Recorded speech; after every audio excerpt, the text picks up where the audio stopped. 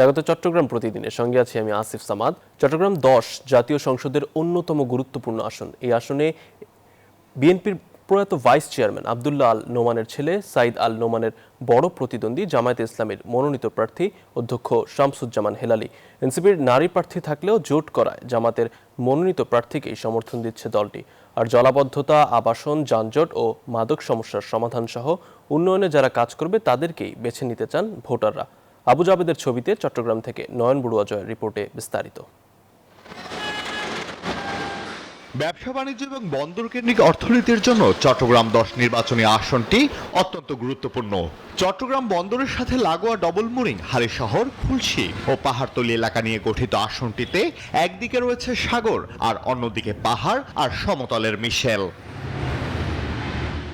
এই আসনে মোট ভোটার 4,89,478 জন, যার মধ্যে পুরুষ ভোটার 2,56,476 জন, নারী ভোটার 2,45,379 জন।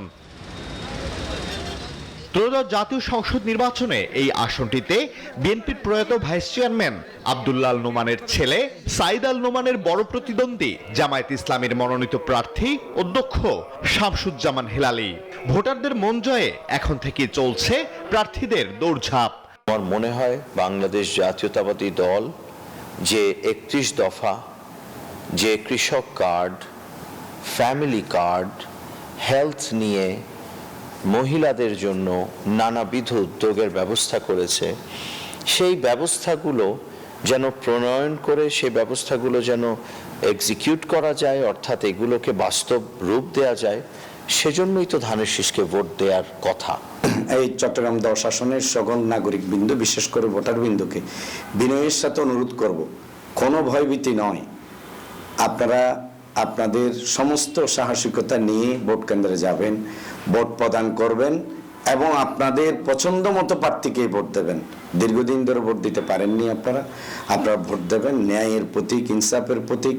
আমরা একদিকে গণভোটে হ্যাঁ চাই, আরেকদিকে দাঁড়িপাল্লায় ভোট দিয়ে দুর্নীতির বিরুদ্ধে মানবতার পক্ষে কাজ করার জন্য আমরা একবার সুযোগ চাই।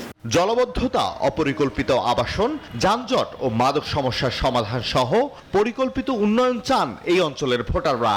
পাশাপাশি সুষ্ঠু পরিবেশে যেন ভোট দিতে পারেন এমন প্রত্যাশা তাদের। যোগ্য প্রার্থী যার জন্য দেশ উন্নতি হবে, ভালো হবে ইনশাআল্লাহ, ওরকম প্রার্থী আমরা চাই। আমরা একটু শান্তি দিয়ে ভোট দিতে চাই, আমরা কেন্দ্রে গিয়ে যেমন সুন্দরভাবে একটা ভোট দিতে পারি। এদিকে গণসংযোগ শুরু হলে নিরাপত্তার দিকে প্রশাসনকে জোর দেওয়ার আহ্বান সুশীল সমাজের প্রতিনিধিদের। Desk report, news 24। আগামী 25 জানুয়ারি বিএনপির চেয়ারপারসন তারেক রহমানের চট্টগ্রামে মহাসমাবেশ সফলভাবে আয়োজনের লক্ষ্যে নগরীর ঐতিহাসিক লো গ্রাউন্ড মাঠ পরিদর্শন করেছেন Chittagong city mayor doctor Shahadat Hossain.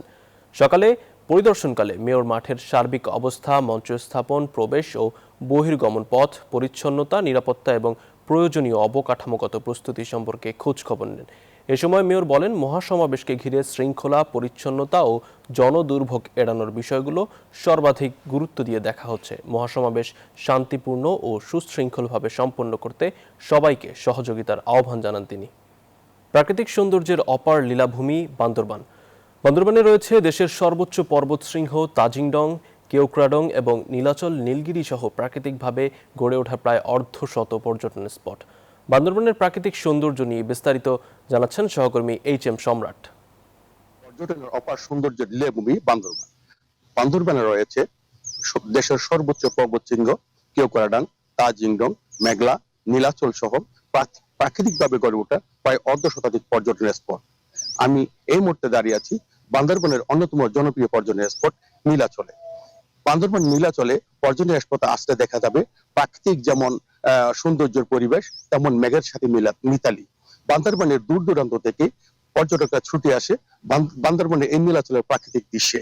এখানে বান্দরবান নীলাচলে আসলে অবলোকন করা যাবে একদিকে রাশি রাশি পাহাড়, অন্যদিকে উপজাতীয় পল্লী, অন্যদিকে বান্দরবান থেকে দেখা যাবে সুদূর চট্টগ্রামের কর্ণফুলীর টার্নেল। আমি এই মুহূর্তে দাঁড়িয়ে আছি বান্দরবান নীলাচল পর্যটন স্পটে। আমি একজন পর্যটন প্রেমী পর্যটকের সাথে কথা বলতে চাই। বান্দরবান নীলাচল অনেক সুন্দর, প্রাকৃতিক গুলো অনেক সুন্দর লাগতেছে। মেঘলা এবং নীলাচল আমরা ঘুরতেছি, এখানে পর্যটক এরিয়া অনেক সুন্দর, আসলে ভালো লাগতেছে। মুগ্ধ আমরা এখানে ঘুরে, এই আর কি। আমরা সীতাকুণ্ড থানা কুমিল্লা থেকে আসছি আর কি। তেমনটাই জানাচ্ছিলাম, বান্দরবানের আসলে প্রত্যেকটি পর্যটক বান্দরবান নীলাচলের প্রাকৃতিক দৃশ্য দেখে মন ভরে খুশি মনে বান্দরবান থেকে ফিরে যাচ্ছেন। তো বান্দরবানের পর্যটনের স্পট এবং প্রাকৃতিক দৃশ্য নিয়ে আমার সর্বশেষ তথ্য।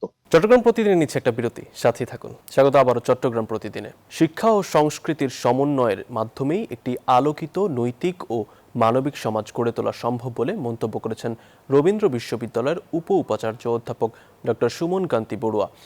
দুপুরে চট্টগ্রামের চন্দনাইশের একটি কমিউনিটি সেন্টারে এক অনুষ্ঠানে এসব কথা বলেন তিনি। এ সময় আয়োজকরা জানান, এ ধরনের আয়োজন সামাজিক সম্প্রীতি সুদৃঢ়করণ এবং সাংস্কৃতিক ঐতিহ্য সংরক্ষণে গুরুত্বপূর্ণ ভূমিকা রাখবে।